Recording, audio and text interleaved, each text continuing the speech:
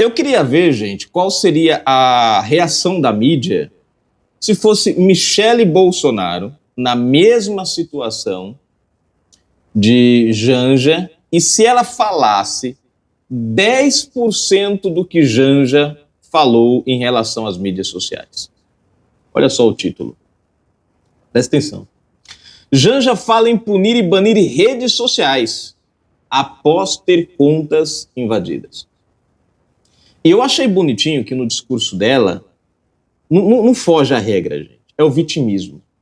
As mulheres, as crianças, as pessoas com menos poder. Porque assim, nunca atacam ela. Né? Nunca atacam ela. Essa turma nunca são atacados.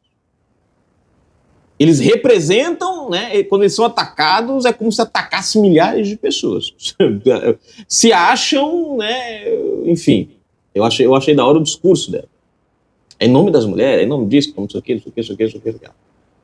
Só que quando a gente para analisar friamente o discurso dela, a gente encontra justamente o discurso de uma classe de pessoas que é exatamente aquilo que eles pregam contra. Por exemplo, eles disseram esses dias que era para parar de chamar as pessoas de bolsonaristas e chamar as pessoas de quê? Vocês lembram? Começam com faz.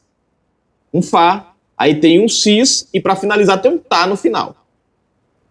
Ela disse que era para... Cara, senta um pouquinho na cadeira, pesquisa só pelo significado da palavra. Só pelo significado, primeiro. Depois você pesquisa o que fez as pessoas que se utilizaram desse método, o que se encaixaram nessa nomenclatura. Só para vocês terem uma ideia, dá uma olhadinha, custa nada, gente. Vocês que são da militância, pô, desapega, menino, não é o OLX, mas desapega um pouco da narrativa, pensa um pouquinho, põe a engrenagem para tec, sei lá, tá precisando de um olhinho, dá umas pancadinhas assim para ver se a coisa anda, né? Janja agora, gente, quer punir as redes. Então, a partir de agora, nós vamos viver um momento, porque assim, nós já não pode falar da mais alta, né, dos meninos, enfim, não pode.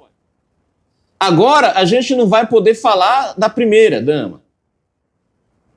O governo Lula já tem um negócio aí, que é um ministério, né, das fake news, que dependendo do que você... os caras vão em cima de você. Daqui a pouco ninguém vai poder falar mais nada, nenhuma crítica contra o governo.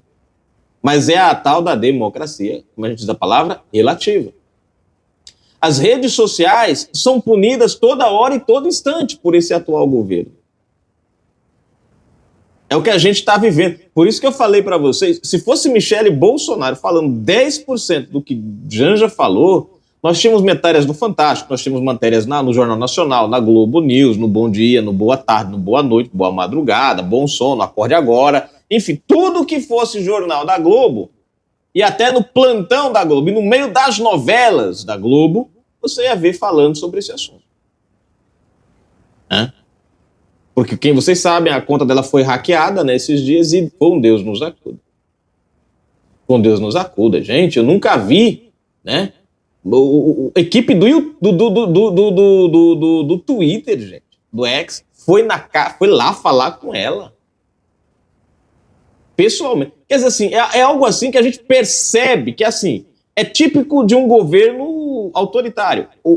Para qualquer pessoa, o Twitter não iria. A Polícia Federal não vai. Gente, se você tiver sua conta hackeada, você for xingado, tiver sua intimidade, você pode, a PF não vai. Não vai. Você vê, negócio de 4 dias, 5, 6 dias, descobriram quem era. Mas vai você fazer um BO para você ver. Esquece, filho. É típico de um governo autoritário.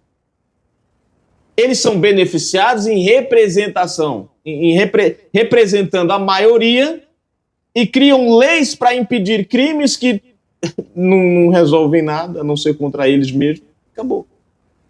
E usam, como sempre, as pessoas como massa de manobra para justificar. Porque ela não diz, não, eu fui atacado, não. Isso aqui é em relação às mulheres, às crianças. A minha pergunta é, o menino é um adolescente, vai ser punido? Porque eles são contra punir o adolescente. Até os 17 e um dia faltando para os 18, ele pode pintar e bordar. O caso do Champinha que o diga. Vamos para a matéria. Se você não é inscrito no canal, se inscreve agora mesmo, ativa o sininho das notificações, marca aí a opção receber todos os vídeos, na descrição, chave Pix. Convido você a ser um patrocinador do nosso canal, ajudar o nosso trabalho.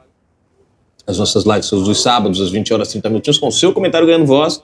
E no final da descrição tem o nosso Twitter, o nosso X, o link está lá. Ou você pode encontrar a gente pela rede social, @Brasil Notícias, notícia, gente, sem S, tá? @Brasil Notícia 83. Matéria. Vamos para a matéria, né? Pra gente... Veja só. A primeira-dama do Brasil, Janja da Silva, fez uma publicação em suas redes sociais falando sobre punir e banir as redes sociais que não cooperarem para o fim da disseminação do discurso de ódio. Falou a mulher que há poucos dias afirmou que tem que parar de chamar as pessoas de bolsonaristas e chamar daquela palavrinha que vocês já sabem. Contra mulheres, crianças e adolescentes. A esposa do presidente Lula, PT, fez sua primeira publicação desde que teve o X, o antigo Twitter, o X, invadido por um adolescente de 17 anos que ficou por 1h30 publicando mensagens e ataques contra ela, seu esposo e também contra o ministro Alexandre de Moraes, do Supremo Tribunal Federal, STF. Compreenderam aqui já, né? Onde ela vai puxar a sardinha pro lado dela. Janja reclamou da demora para o X bloquear o perfil e impedir que o invasor continuasse fazendo publicações em seu nome. Minha equipe de redes agiu rapidamente, mas o pesadelo se estendeu por 1h30 até o bloqueio.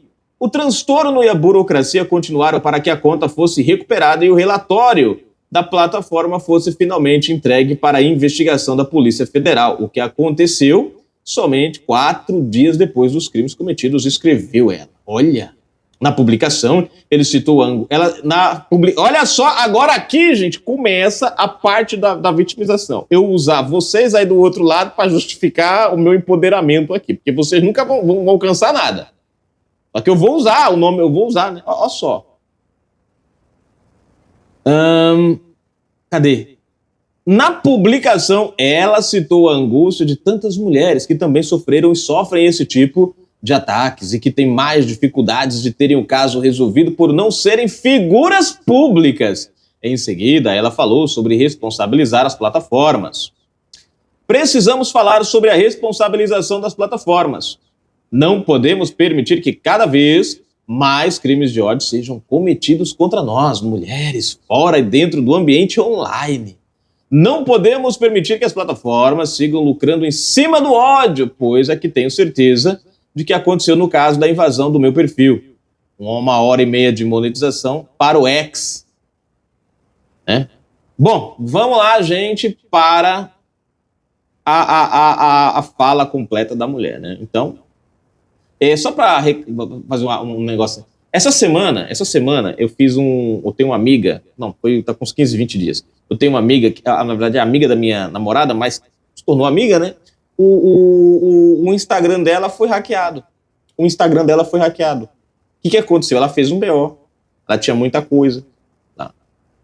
O cara chegou a debochar dela, a pessoa que hackeou. Chegou a debochar dela. Ela tentou recuperar, não conseguiu. Ela veio aqui falar comigo. Eu fui lá e fiz um procedimento e consegui recuperar. O cara já tinha alterado e-mail, o cara já tinha alterado senha, mas mesmo assim eu fiz os procedimentos que... eu trabalhei muito tempo com isso, sou formado nessa área de TI, nessa área de computação, um bocado de bagaceira aí, né? Das antigas, como diz o ditado. E sei como fazer para recuperar e fiz a recuperação do Twitter, do Instagram dela. Não precisou Polícia Federal, não precisou mais. Só que o detalhe é que o BO morreu lá. O cara nunca vai ser punido. E não vai mudar isso não, gente. Porque aqui os crimes só são válidos quando são contra ela. Mesmo que ela fale em nome das mulheres e cite as mulheres. Mas só vai ser punido quando for contra ela. É igual a lei da Maria da Penha. Existe. Em cima de uma história que foi uma mentira. Eu convido você a pesquisar o que foi que aconteceu na lei Maria da Penha. Não vou entrar nesse mérito, não. Mas em cima de uma história que foi uma mentira e que não funciona para ninguém. A verdade é essa. Não mudou nada. Né? Não mudou nada. É a mesma história disso aqui. Bom, vamos lá. Nesta última semana, depois de ter meu e-mail, X e LinkedIn invadidos, me senti exposta, agredida, ameaçada e desrespeitada como nunca antes. Foram momentos de angústia, ansiedade e tristeza, mas também de acolhimento e força com tantas mensagens de apoio e conforto que recebi.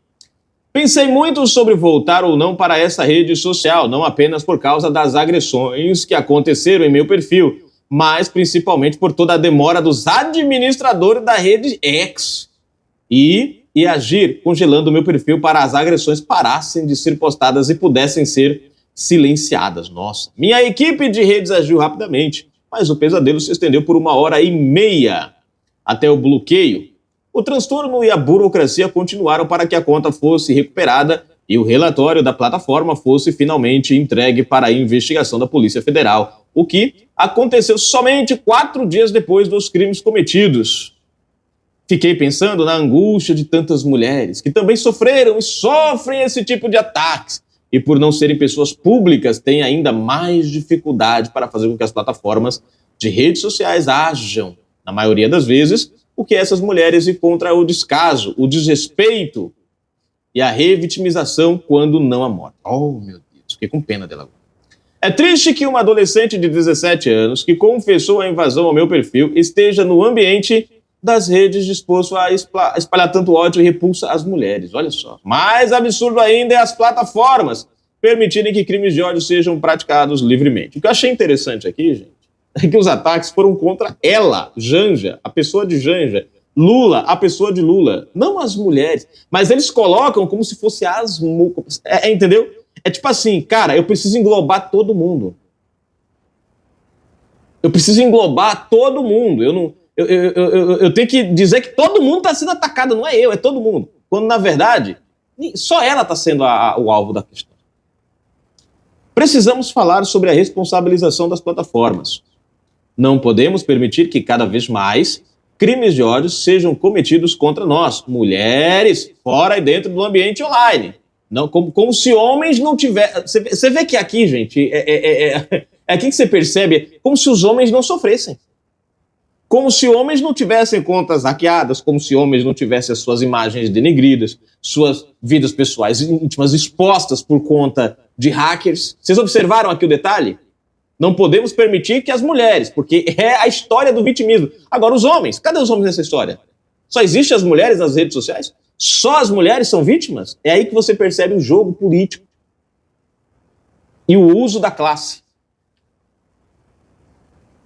Bom, continuando para a gente finalizar. Fora e dentro do ambiente online.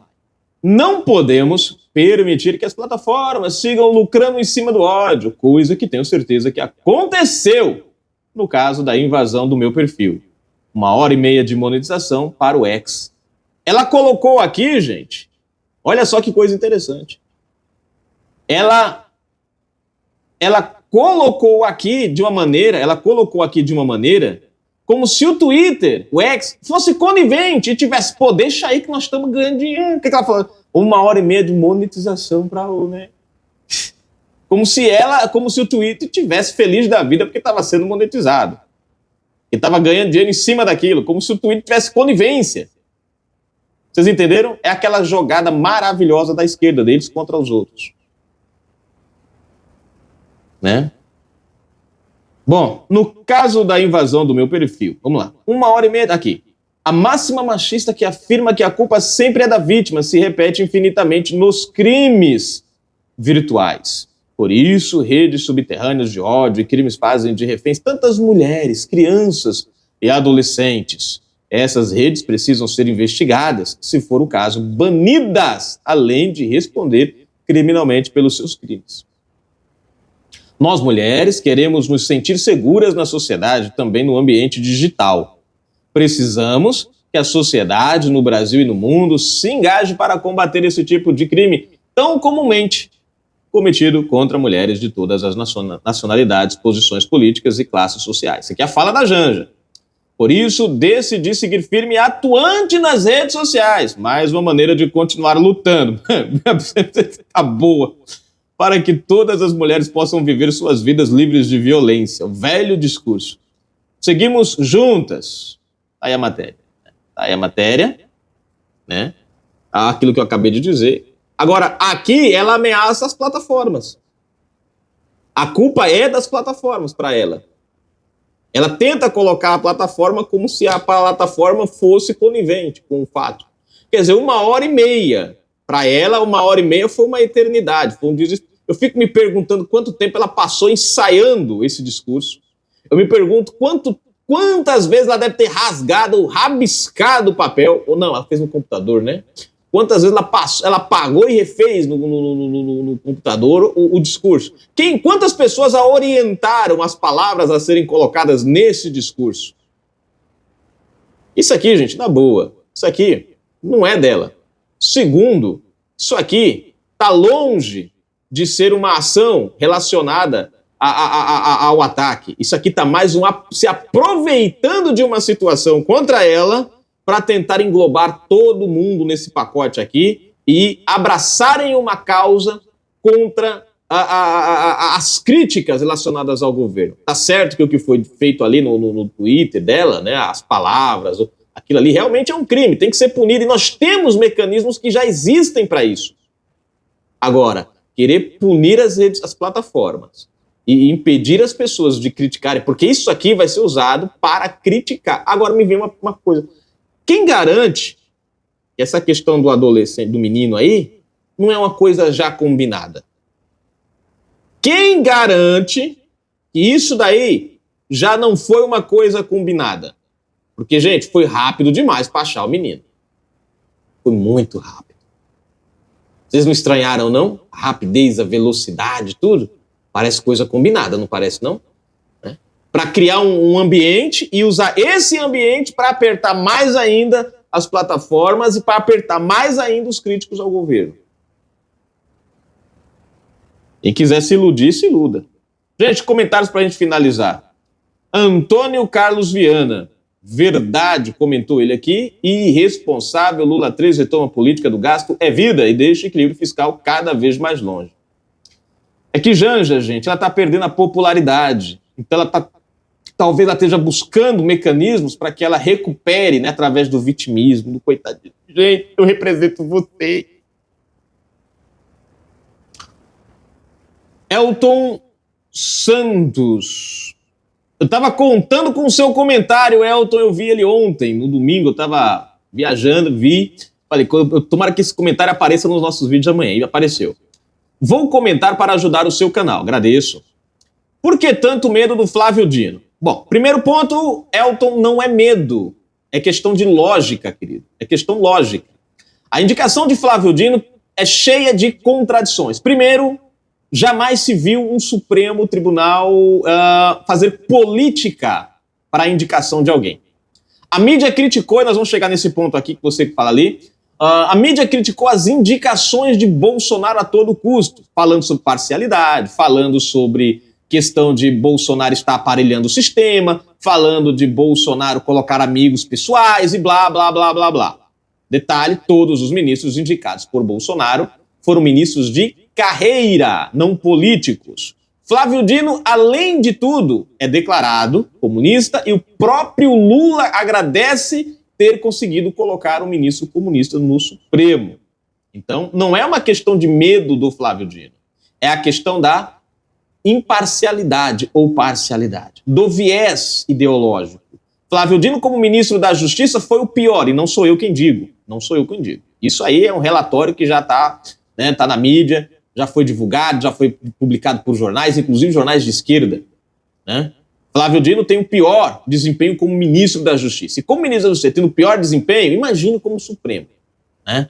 Sem contar o viés ideológico, os mais de 12 anos como político, né? Faz mais de 12 anos que ele não é juiz, né? Enfim. Aceitamos as indicações do ex-presidente numa boa, comentou ele. Claro, que as indicações do ex-presidente seguiram critérios técnicos. Mendonça e Cássio Nunes são homens de carreira jurídica, diferente de Flávio Dino. Ele teve até 2000 e alguma coisa, 2006, se foi 2006 ou 2002, ele foi juiz, mas abandonou a magistratura para assumir a política. E aí foi governador, foi outras coisas. E agora ele retoma, né? Ele retoma como ministro do Supremo, depois de uma construção política, depois da, né, ele se envolveu politicamente. E aí é que tá. Ele tem um lado, ele tem um partido, e isso faz com que ele tenha uma escolha pessoal na hora de julgar os casos. O jogo está 2-2. Não, o jogo não está 2-2, infelizmente. Nunes e Mendonça versus Zanin e Flávio. Pois é, aí é que está a diferença. Zanin, amigo pessoal. Flávio, amigo partidário. Mendonça e Cássio, nenhum dos dois eram envolvidos com política. Só o Mendonça, que entrou como ministro da Justiça. E ministro da Justiça não é política. Não é política, é cargo. Né? Político é eleito. Né? Assume um cargo eleito pelo povo. Então, tá aí o contexto, tá beleza? E eu agradeço aí pelo seu comentário. Eu vi ontem e estava falando, cara, tomara que amanhã chegue esse comentário para mim, porque às vezes demora para chegar os comentários, pelo volume de comentários que vai chegando. Lula comemora, conseguimos colocar o ministro comunista. Bom, só a frase de Lula já dava para você ter raciocinado o perigo que é. Flávio Dino já respondia a sua pergunta. Depois eu peço para você, estude um pouquinho sobre a Polônia, o comunismo na Polônia, estude a União Soviética e você vai entender melhor. Um abraço, gente, fui. Obrigado aí, meu amigo, pelo comentário. Marcar aqui o comentário dele, pronto. É bem colocado. Valeu, fui.